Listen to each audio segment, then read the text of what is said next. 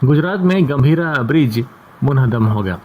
ये वाक़या आज सुबह 7:45 पर पेश आया, जिसके नतीजे में 5 गाड़ियां नदी में जा गिरी। इस अफसोसनाक वाक़े में 2 अफराद हलाक हो गए, जबकि 3 अफराद को बचा दिया गया।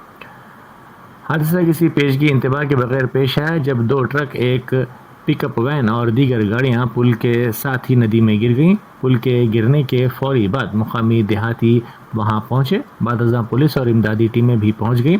3 अफराद को जिंदा निकाल लिया गया, जबकि 2 की मौत की तस्दीक हो गई है।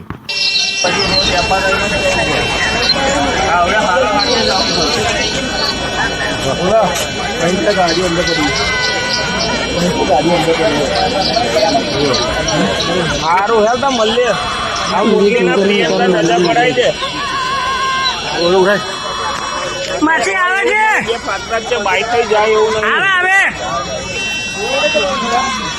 સારું હે જેવો એવું ફોન કરજો બપોર